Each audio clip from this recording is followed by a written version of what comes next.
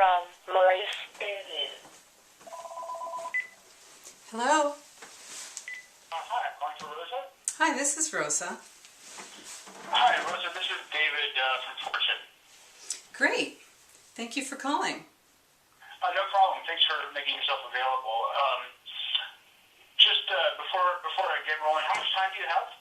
Oh, I have about an hour, I guess, if you need that. Okay, perfect. That's probably more than enough. Good. Just to get everything correct, it's Rosa, R-O-S-A, Koire, K-O-I-R-E. Right, that's right. And is there a particular title or affiliation that you prefer in an article? I know you have several. You can refer to me as the director of the Post-Sustainability Institute, or the author of Behind the Green Mask, UN Agenda 21. Okay, so I'll probably put both of those in here. Thanks. I try and get all those details right up. Now, I don't know, maybe this is something that you're not emphasizing as much anymore, but I have sort of a list of questions here. And one of the first things that popped out was that you are also affiliated with, or have a website at least called Democrats Against UN Agenda 21. Yes, that's right. And I was curious about that, like explicitly identifying yourself as a Democrat and why you felt that was important, at least on that site. Mm-hmm. Well, I think if you go to that website, I actually do go into that in some detail. The reason is, of course, because I myself have been a Democrat since I first registered to vote, and always identified myself on the left. I'm pro-choice, anti-war, I'm gay, feminist, and when I began to look into what was behind basically the corporatocracy, and found United Nations Agenda 21 Sustainable Development, I found that many of the people who were talking about it were on the other end of the political spectrum from me. And I felt that it was important to sort of break that glass, box around it, and say, hey, it isn't just people who are conservatives who are concerned about loss of freedom and loss of private property rights in the United States. Okay, and I didn't run across that on the site, but after we're done talking, I'll go back and see if I can find the point where you discussed that specifically. Yeah, actually, let me just tell you, it's if you go to our Contact Us page, and then right there above the box where you can, type in your name, etc., it says, people wonder why we don't call this, People Against United Nations Agenda 21. So just click there, and it'll take you to our blog posts regarding that. Okay. I did read a little bit about you're located in Santa Rosa, and some of you've arrived at some of your positions based on experience working as a property appraiser and being involved in some I'm forgetting the word, eminent domain cases, is that correct? Yeah, I was a district branch chief for the California Department of Transportation, and was employed for about 30 years as a commercial real property appraiser, and my expertise is in eminent domain and litigation support. Okay.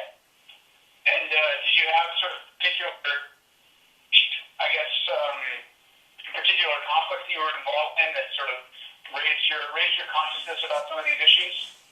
Yeah, definitely. I was doing, of course, property valuation on complex valuations in Northern California, and I found around the year 2002 that it seemed that there was a planning revolution going on, and that planning departments were blocking people from being able to use their properties as they were zoned, and that it was becoming increasingly difficult to value property for its highest and best use, which is, of course, essential to fairly compensating people when they're having their property taken for eminent domain purposes.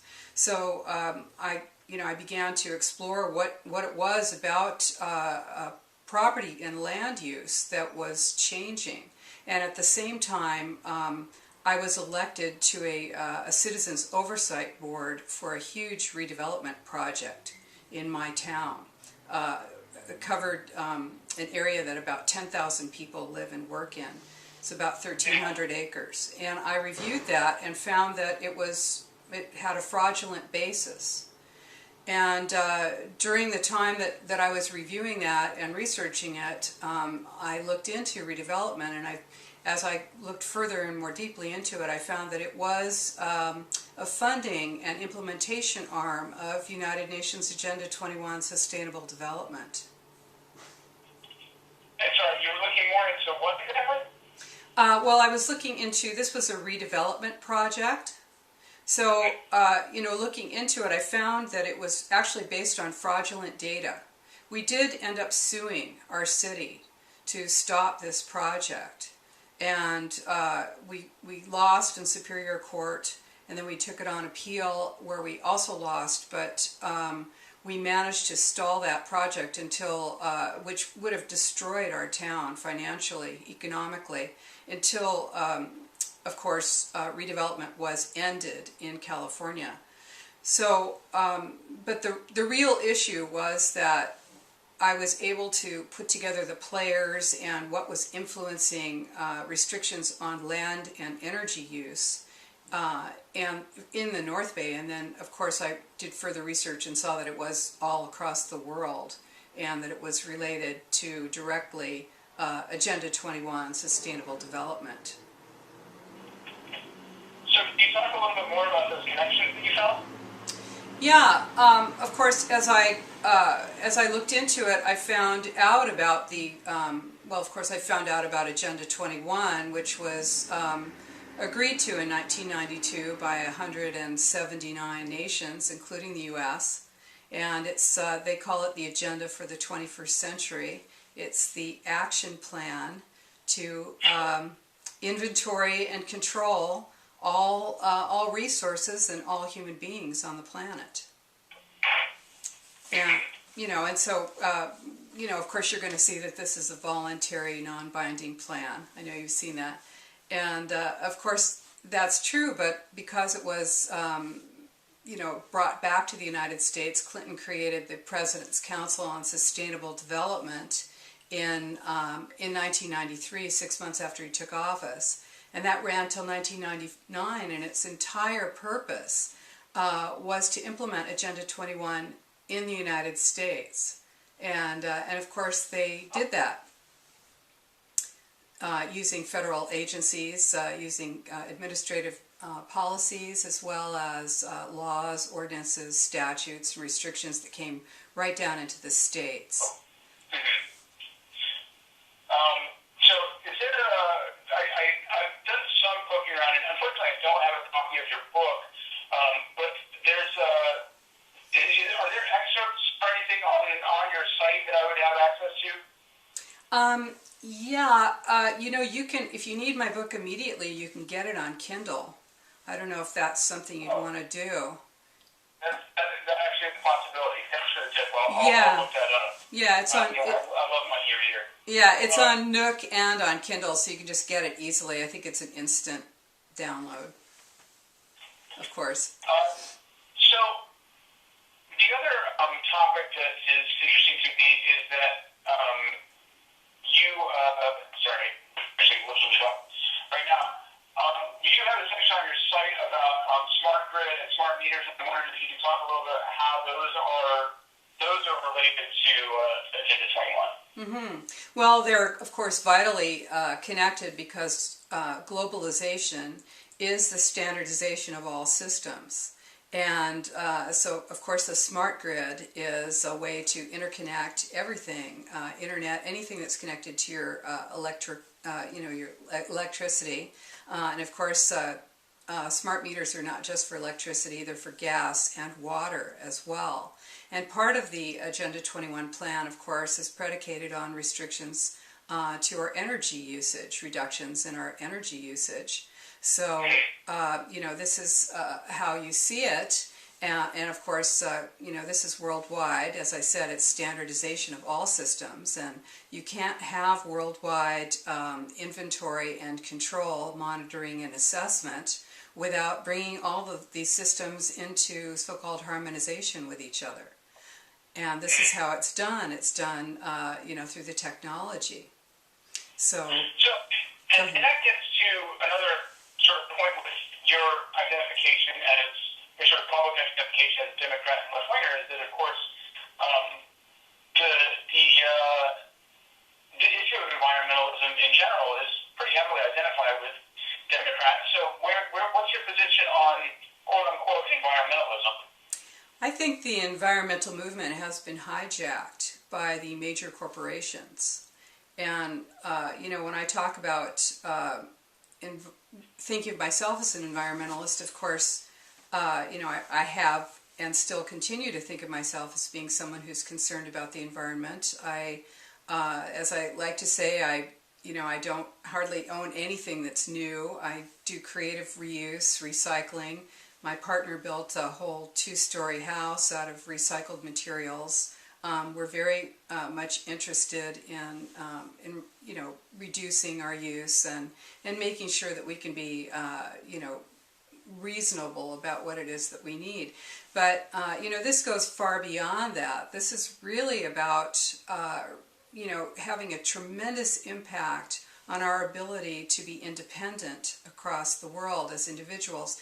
I don't know if you're aware that Obama, when he was running for office in 2008, he committed the United States to reducing our greenhouse gas emissions 80% below 1990 levels by the year 2050. And of course, Schwarzenegger, I'm in California, Schwarzenegger and many other governors, he issued in 2005 an executive order saying the same, that California would reduce our greenhouse gas emissions 80% below 1990 levels by the year 2050. I mean, we need to take a look at what that means for us in terms of our economic viability and understand that this plan involves regionalization and destruction of our ability to influence what happens in our government through representative government.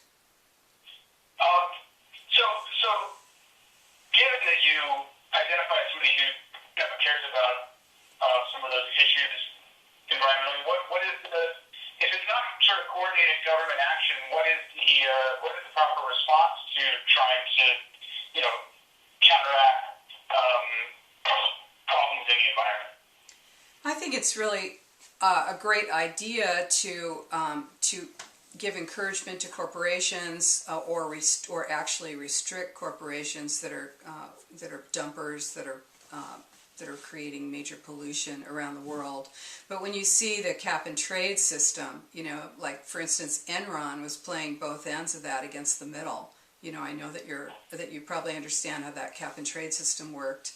Where Enron was one of the world's largest producers of solar energy and wind, and they also had a great deal of coal interests. And so what they were doing was pressuring for restrictions on coal so that they could sell off so they could have huge carbon credits when they reduced their carbon emissions on coal. And then so that was a game, a cap and trade game. And then look at the Chicago Climate Exchange, going from whatever it was, like $7.50 a ton down to 5 cents a ton in 2010. I mean, these are what you're looking at are major manipulations by those who are in a position to hugely gain by what it seems on the face to be something that might be reasonable in terms of restricting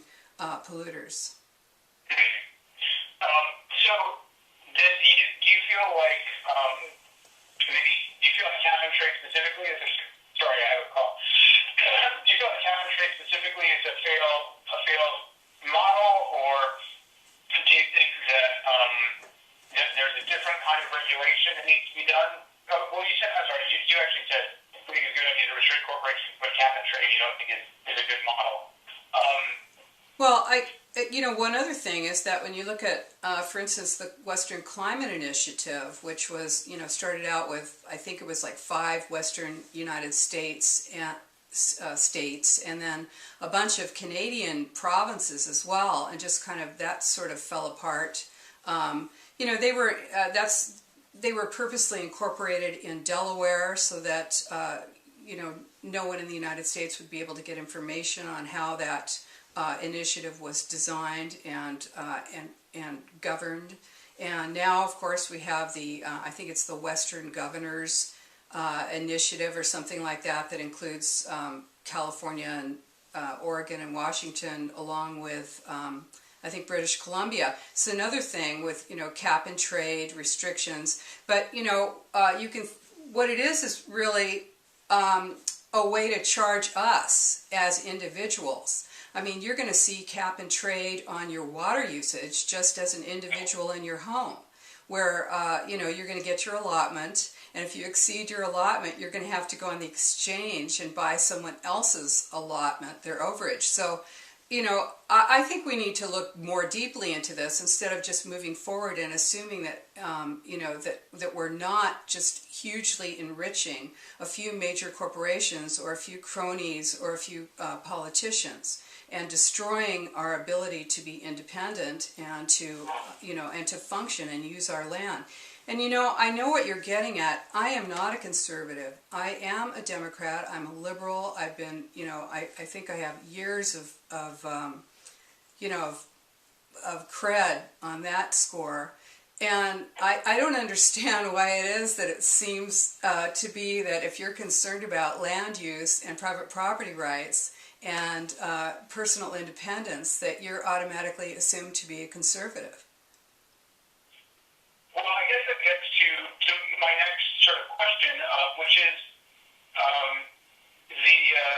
there's an interesting tension because Agenda 21, we really encourage, the language, if you just read the document, is it encourages local action, and there's an organization that I'm sure you're familiar with called ICLEI, ICLEI, the local, I forget what it stands for, but it's a local initiative support organization. And so a lot of this is, and my focus for this article is actually initiatives that are happening on the local level for planning and sort of some issues that you run into in Santa Rosa. And maybe you can tell me how much of that do you feel is people at a local level organizing to make decisions on a small scale, and how much of it is influenced by these larger forces that you don't feel should have a hand in what's going on? Well, I'll tell you that's an easy one to answer because it's zero actual local, truly grassroots local input. And you're not, the thing is that ICLEI is the International Council on Local Environmental Initiatives. They changed their name to Local Governments for Sustainability, but in fact they are an international organization. They say they represent over 1 billion people worldwide in 80 countries, and most people have never heard of them. There are hundreds of cities. I would say a great portion of the population of the United States is in cities that have become members of ICLEI. And what ICLEI is, essentially, it's a policy and implementation arm for Agenda 21. And what they do is they influence the climate action plans. You'll find that when you're in your town and you're going to a public meeting where you're invited to give your opinion on some new plan for the center of your town, those plans are all the same plan all across the world. It's all the same plan. And it might have different street names, and it might have minor variations, but it's the identical plan. The plan is, and if you don't think I don't know that this sounds crazy, of course it does, but I am not crazy. I'm reporting on what is real. So these plans are masquerading. These are global top-down plans masquerading as sort of a grassroots individual initiative. But the plans are actually drawn up and designed by groups that are international, or they're they're consultant groups that design these plans to to appeal. Of course, you want clean air, you want clean water, and that's what they always ask you. But then, if you want that, then you want high density development in the center of your town. You want restrictions on ability to use your rural and suburban land. And you want maybe high-speed rail, which is designed to fail and sink your economy. Or you want light rail, or heavy rail that's local, that is very seldom utilized to its full capacity, and tends to sink your economy as well. And so you have another thing. I mean, we're talking about the erection of a major global corporatocracy here, with mega corporations that are running this plan and that are funding nonprofits, they're funding foundations, and they're also influencing politicians, whether they have those politicians going through revolving doors or whatever it is. You have cronies that are getting billions of dollars in tax credits or treasury grants for these plans, and they're truly designed to level our economy here in the United States and in other of the more developed nations. But do you mean sort of make everyone equal, or do you mean destroy the economy? Well, it's I would say that anytime you have a destructive impact on an economy, you're going to actually better the bottom line on mega corporations, because major corporations are looking for a mobile workforce that they're looking for unlimited and unrestricted profit. They're looking to have no borders and harmonized laws so that they don't have any restrictions on production. And they also want to develop the lesser developed nations so that they can open new markets. So this is a way to actually move money. Capacity building is part of Agenda 21, of course, along with data collection and data sharing. And this is, of course, a vital part of being able to develop those markets and reducing wages in the more developed countries.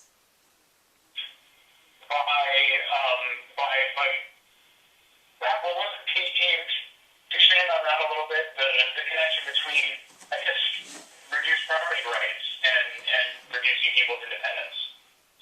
Sure. Well, if you have reduction on your, well, first of all, if you have what these plans are, these land use plans all across the United States and around the world are all the same. You've got your Hanoi Center Regional 2030 plan. It's pretty much the same plan as the San Francisco Plan Bay Area. And the idea is to move people out of rural and suburban areas into high-density megacities, where they can be more easily managed, controlled, and surveilled, by the way. And so what happens is that you have blanket general plans that effectively change your zoning in your centers of your town, so that rather than being zoned for commercial or industrial or residential, you now have zones that are transit-oriented development, transit village, and that means that you have mixed-use, high-density development. So that's imposed as a sort of an overlay on cities all across the United States and the world. So that if you are a property owner there, you're not able to use your property as you had been thinking that you could according to your zoning. And also, if you're out in the rural areas, now, for instance, under Plan Bay Area in the San Francisco Bay Area, 100% of development in any zone that's zoned agricultural must be agricultural. You can't build a house out there. Okay, so So if you think that you can be independent on land, the other thing is that in many areas, for instance, in my county, Sonoma County, the county supervisor said, well, there's just no money to pave the county roads. So 1,250 miles of county roads they had proposed to pulverize and turn to gravel. And you're going to have water meter monitoring, water well monitoring, restrictions on your use on your water well. So if you're an agricultural producer, or if you're a small organic farmer, and you want to live independently out on your land, you're going to have a great deal more restriction on your ability to use your land or to get your goods to market. And there are many restrictions on people who are rural dwellers at this point, all the way from restrictions on Medicare and how rural doctors are compensated, to whether you have your postal routes out there anymore. So all of this is affecting private property rights, and of course restrictions on whether you can use your land then is going to restrict your ability to remain out there in a rural area. Well, there's two things, I guess. There is, the sort of counter view would be that there are a lot of forces pushing people into cities, and it's been going on for a century as people move away from rural lifestyles.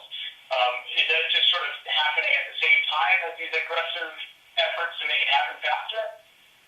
I think it's really clear that that the trend is towards the megacity, and the idea is to move people into these large, major urbanized centers.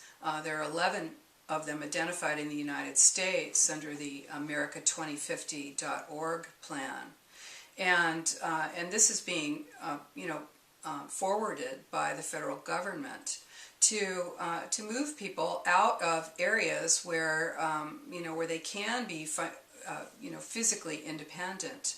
And when you have people, of course I've lived in San Francisco. I'm from Los Angeles. It's not about whether you like living in a city or not. People want to have the option of living in a suburb or a rural area.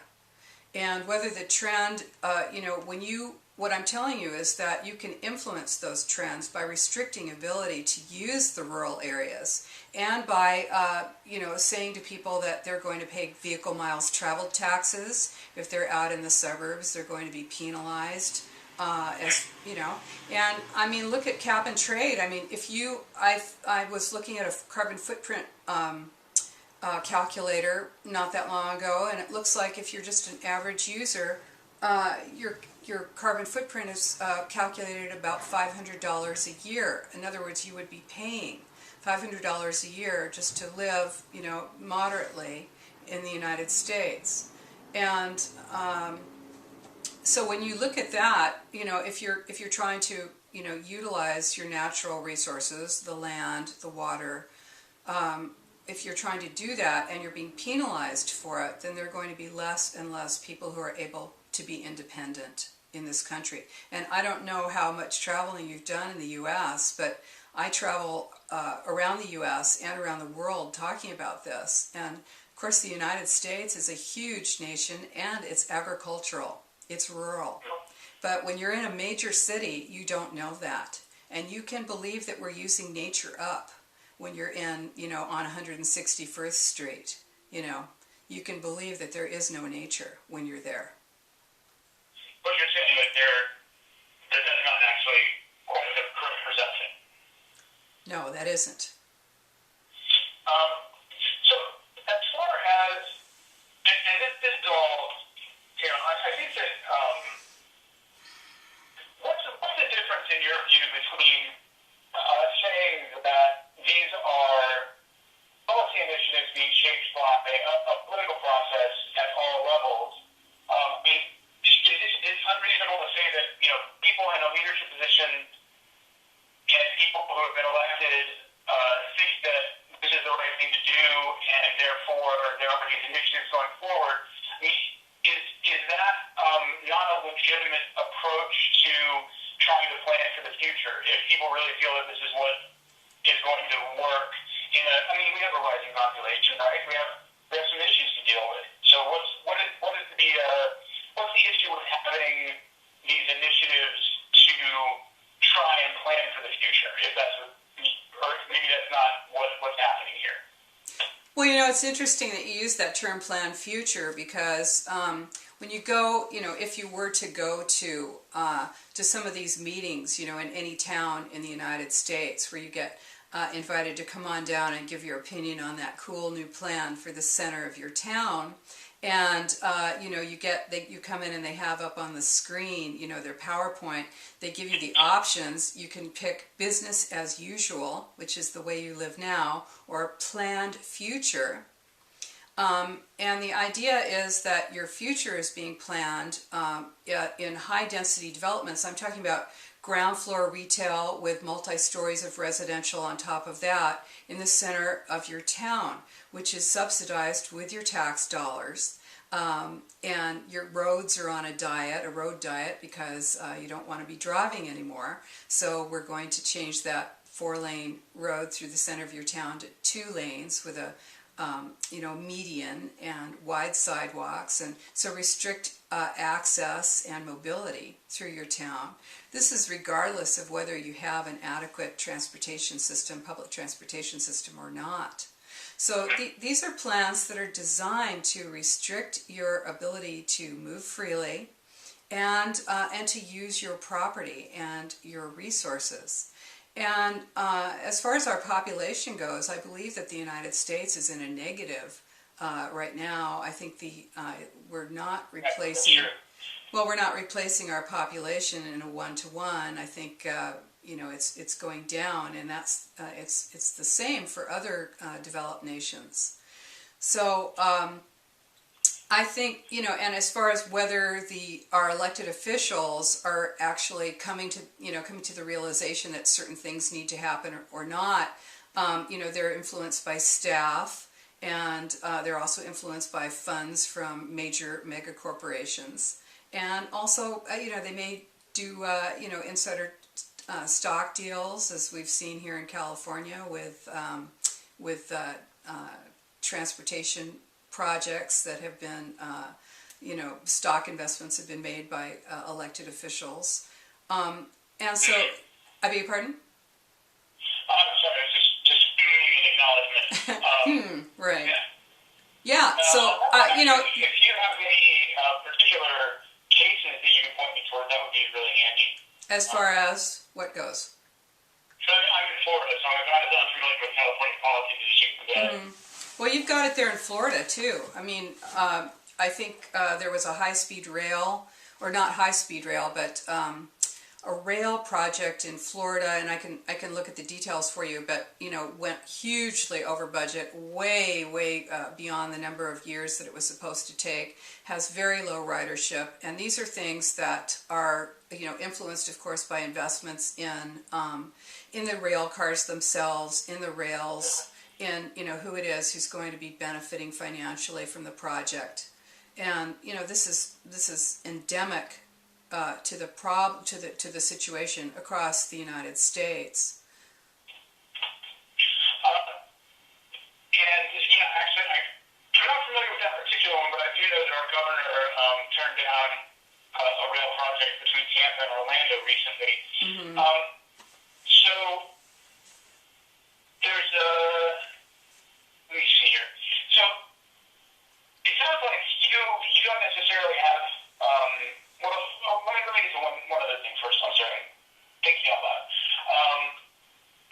So what do you feel about it's in the title of your book, but what do you feel is the sort of systematic role of Agenda 21, the document, in a lot of these changes? Because, of course, at least formally, there's no relationship, there's no structural governmental relationship between, for example, Agenda 21 has a set of policy recommendations and things like CUE or the President's Council on Sustainable Development. There's no formal relationship, but how do you feel those decisions are being reached so that they are all sort of coming to the same conclusion? I would actually disagree with you there. ICLEI was created in 1990 to implement Agenda 21. Agenda 21 is a result of a 1987 World Commission on Environment and Development meeting, the Grow-Harlem-Brundtland Commission, that was chaired by Maurice Strong. And that's where sustainable development was identified as development that meets the needs of the present without compromising the ability of future generations to meet their needs. And Agenda 21, 5 years later, was supposed to come back with the action plan to the blueprint to implement Agenda 20, to implement sustainable development worldwide. Now, the United States did agree to that plan. George H.W. Bush agreed to it at the Earth Summit. And then, now listen, David, this is really important, okay? Because if you continue to believe what you see, that there is, that there's no relation between the United States policies and Agenda 21, you're going to be perpetrating, sort of, a falsehood around the country as usual.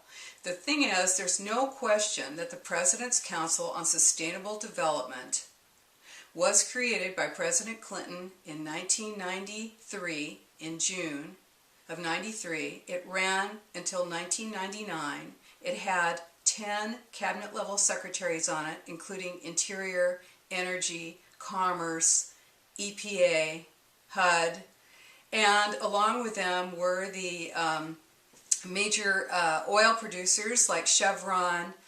You had Enron on there. Ken Lay was on the President's Council on Sustainable Development.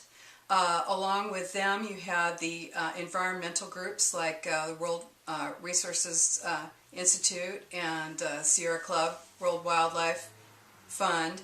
And their entire job was to implement Agenda 21 Sustainable Development in the United States, and they did that. And one of the things they did was they funded the American Planning Association with about $5 million to come up with a land use book called Growing Smart, Legislative Guidebook for Planning and the Management of Change. And that book is in every single university, in every college, in every planning department in the country. And Growing Smart is smart growth, and smart growth is the implementation of Agenda 21 in land use. Yeah. So that's obviously a lineage that's pretty compelling.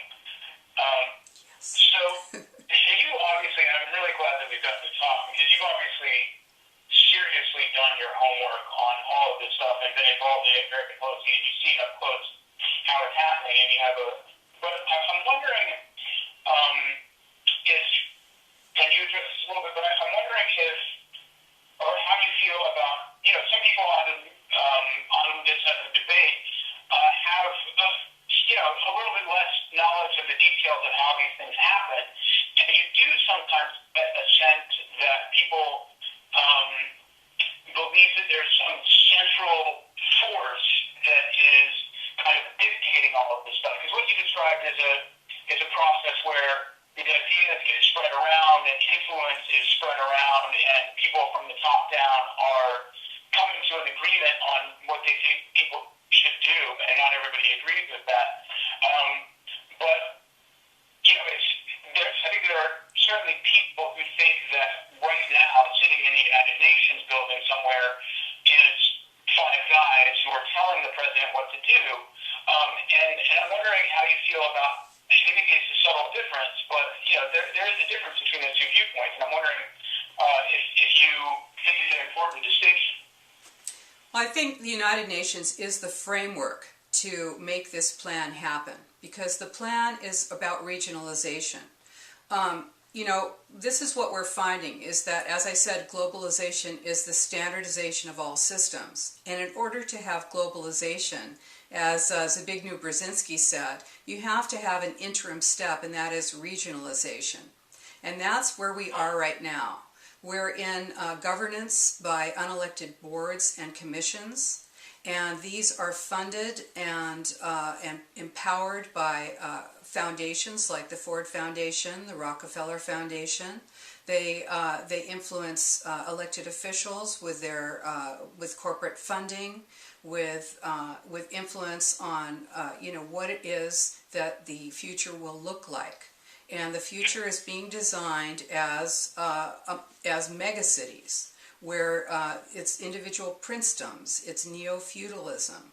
This is what is being empowered right now, and this is how it happens. So, as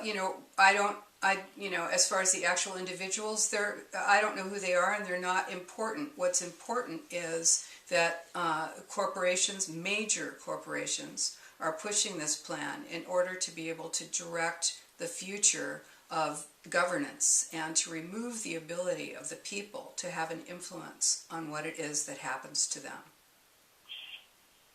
So I have two more questions. One is just, what is your, if this is a kind of vision being promoted by corporations and other powerful people, what would be maybe what your alternative vision is, and what the people who you work with envision for a different future that's not this kind of managed centralization? Mm-hmm. Well, I think, I don't pretend to be, some kind of a seer or a person with the answers. I think that we have a perfectly good constitution that's designed for representation of the people. And I think that what has happened is that we have fascism now, and people don't know what it looks like. This is what it looks like. I think that we need to become aware. Most people don't even know this is going on, and then they're, of course, they're given some smear article in some newspaper or magazine that, that sort of characterizes someone like me as being a tinfoil hat crazy person, which I'm certainly not, or someone who's an extremist, which I'm definitely not. So my answer is that people need to educate themselves and take and remove elected officials. This is a huge process. We've gone very far down this road, but people need to begin to engage more in the political process and also refuse to cooperate, refuse to collaborate with these plans, because it's very easy to become part of this plan if you're not aware of it.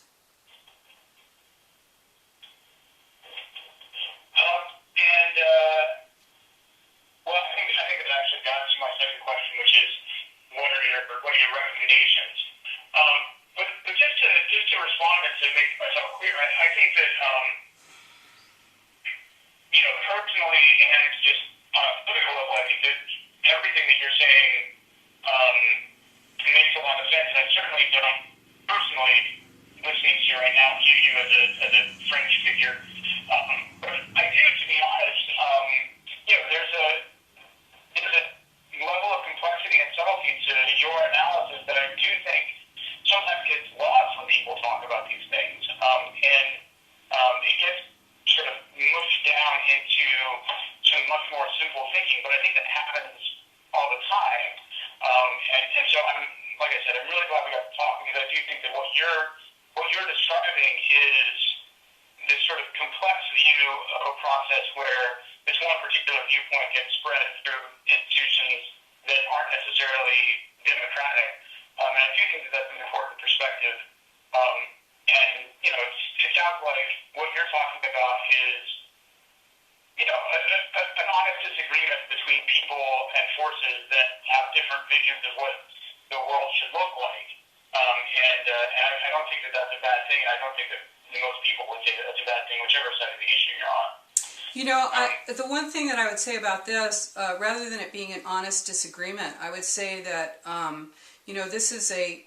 what we're talking about here is balance. Where you have the individual's rights, which of course were guaranteed in our Constitution, being balanced with the rights, so-called, of the community. And there is no community, and there are people who are out there speaking as the community, who have funding, who are supported, who are not even allowing this so-called conversation to happen.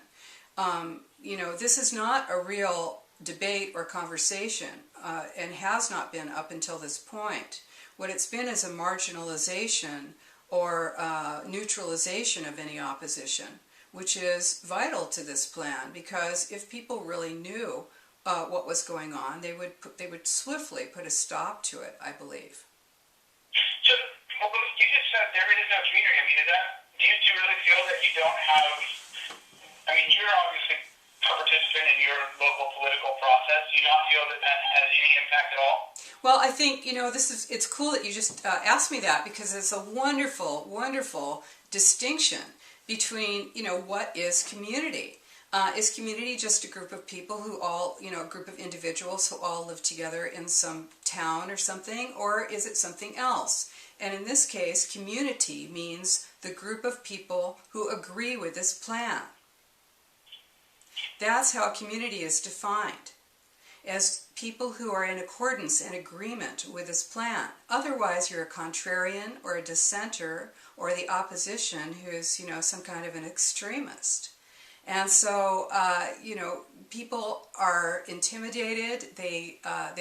They're drawn to consensus, which is manipulation of populations to give them the impression that their opinion matters. So when you ask me, of course I have friends. Of course I'm connected all across the United States and the world, and I feel that my community is people who are thinking, who are willing to question, who are not going to go along to get along, and who have the courage to step up and stand up and speak out and say, no, this is wrong.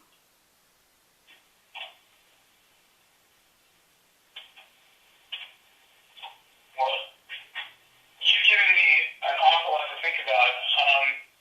Before we go, is there any final points that you think are important to touch on that I might have missed? Yeah, I guess what I want to ask you, David, is how committed you are to representing a particular point of view that's going to marginalize what I've told you. I'm hoping that you're going to write an article that is genuine and is fair. And if you need more information, I'm happy to give it to you. I am not, someone who is, as I was recently characterized by the Southern Poverty Law Center as an extremist, the thing is that we have something very serious going on in our country and around the world, and it needs to be dealt with in a serious manner. And if the major corporations which own the media are controlling that information, we will not be able to get that information out to people so that they can make these decisions for themselves. So I'm hoping that you have an opportunity here, and I'm really hoping that you're going to use it. Well, I'll definitely say that you have like I said, a very reasoned and detailed take on this. I think that it's a very compelling argument. I don't know if I necessarily have as far as the core of the issue is concerned, patterns of development, I don't really have much of a stance on that. What I will say, and this is just speaking frankly, I think that yourself and others like you who have this kind of well-reasoned, well-thought-out perspective on some of these things, it is, to some extent, I'm sure that there's marginalization going on in the media, but I have to say a lot of it comes down to people who have a less developed viewpoint than yourself, speaking in ways that marginalize themselves a little bit sometimes. And that's why I think it's not so much you, because I think that anybody who speaks to you would hopefully come to the conclusion that, this is somebody who cares about what they're talking about, has really thought about it, and has some really interesting, compelling points. And, this is getting outside of my journalistic box a little bit, but like the critiques of corporate power and even of things like foundations and some of those processes, that really resonates with me. So a lot of what you're saying makes sense to me. But I think that in the public sphere, it's difficult for people to separate yourself from, for example, people. Maybe this is right, maybe it's wrong, but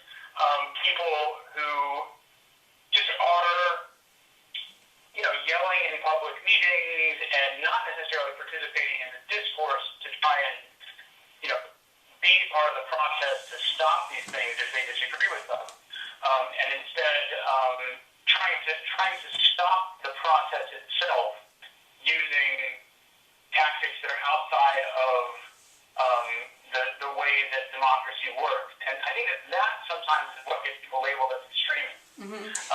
I understand your point, but I'll tell you, there are times when the only way that you can block this thing is to actually stop it and to, really shut down a meeting, because these meetings are not, this is designed to block and neutralize opposition. These meetings, these public meetings, are truly designed to stop people from having an opportunity for input. They are designed to railroad whole towns. And so if sometimes there are no options, sometimes, and this is, polite discourse is one thing. When you have a full debate and people can listen to both sides and make a decision, but this is heavily weighted on the other side, and, there are often no options. Yeah, and I think I read a little bit about that on your site, about some of the meeting tactics, so that I'll dig into that a little bit as well. Yeah, that's cool. Can I ask you, so this is a piece for Fortune magazine? It's for the website, so fortune.com. Okay. And, all right, great. And have you been recording me? I do record for my own purposes. I'm sorry, I should have asked. It's actually automatic on my phone. No, that's cool, because I want to let you know I also record my interviews, okay. So that's fine. I just want you to know that. Okay, yeah, no problem. And so I do have that, and I have my own notes. I just want to be perfectly frank that I think that you're probably the best person that I could have talked to for this, because I always try and I really want to understand where people are coming from. That's my goal as a writer and as a journalist. And so I think that there are a lot of people out there, and admittedly on both sides of the issue, there are people out there who are easy to caricature.